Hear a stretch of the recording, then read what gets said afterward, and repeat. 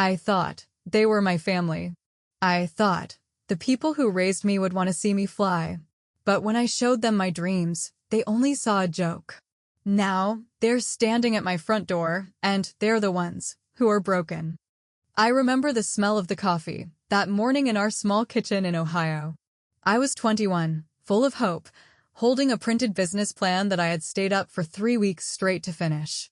It wasn't just paper to me, it was my soul. My parents and my older brother, Mark, were sitting at the table, laughing at a video on Mark's phone. "Mom, Dad," I began, my voice trembling just a little. "I've decided to officially launch my logistics tech platform.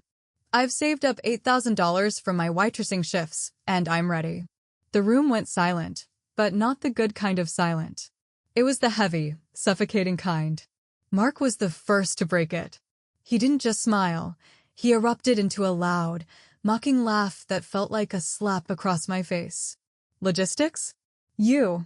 Mark sneered, leaning back in his chair. "Chloe, you can barely keep your room clean. You're a waitress. Stick to carrying trays. Leave the business to people who actually understand how the world works." My mother sighed, that long, disappointing sigh that hurt more than Mark shouting. "Honey, we just don't want to see you waste your little savings. $8,000 is a lot of money for a girl your age. Why don't you just use it for a down payment on a car? Something sensible." I looked at my father, hoping for a spark of pride. He wouldn't even meet my eyes. He just kept stirring his sugar, clinking the spoon against the ceramic. "Your brother is right, Chloe. It's a hobby, not a business. Don't come crying to us when the money is gone." That was the first red flag, the realization that my own blood saw me as a failure before I had even started. I walked out of that kitchen, clutching my papers to my chest, feeling like a ghost in my own home. I moved into a tiny, damp studio apartment in the city. I worked 18-hour days. I lived on instant noodles and the cold, hard determination to prove them wrong. Every time I posted a small milestone on social media, Mark would comment something funny, like, "Still playing CEO," or, "How's the imaginary empire?" My parents would like his comments. They weren't just skeptical, they were actively rooting for my downfall. I felt the tension every time I visited for Sunday dinner. They would talk about Mark's promotion at the local warehouse, praising him like he'd discovered fire. When I tried to mention I'd signed my first 3 clients, they would interrupt me to talk about the weather or Mark's new truck. They treated my ambition like a childhood phase, like I was a little girl playing dress-up in a suit. But the tech was working. My algorithm for optimizing shipping routes was saving small businesses 30% on their overhead. I was tired. I was lonely, but I was building something. And the more I built, the more they laughed.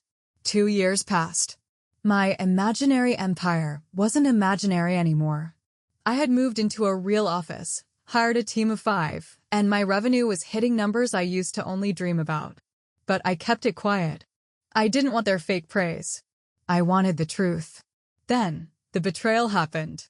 Mark's warehouse, the one my father had invested his entire retirement savings into, was failing. They hadn't told me. They were too proud to admit that Mark's business sense was actually just ego and bad management. One evening, I was invited over for dinner. I thought, maybe things had changed. Maybe they were finally going to apologize. Instead, I found out Mark had done something unforgivable. He had gone into my childhood bedroom, found my old backup drives from when I lived there, and tried to copy my proprietary software code to save his own company. He didn't understand that the code was encrypted. He crashed his entire system, and in the process, he tried to sell a light version of my tech to a competitor, claiming he was a co-founder. I found out when the competitor's legal team reached out to me for a clarification on ownership. My heart shattered. It wasn't just that he stole, it was that he thought I was so stupid, so insignificant, that I wouldn't notice. I confronted them at dinner. "You tried to steal from me, Mark?" The room was freezing. My father stood up. "Steal? Chloe, don't be dramatic. Mark was just trying to keep the family legacy alive. You're doing well, you have plenty. Why wouldn't you want to help your brother?"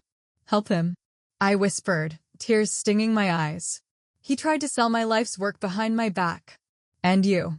Dad, you knew. It's family money, Chloe, my mother said, her voice cold. Whatever you make belongs to this family.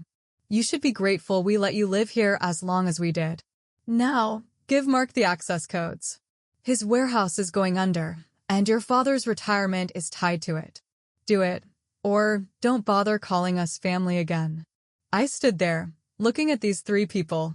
The people who laughed at me, the people who mocked my every step, were now demanding I hand over my soul to save them from their own greed.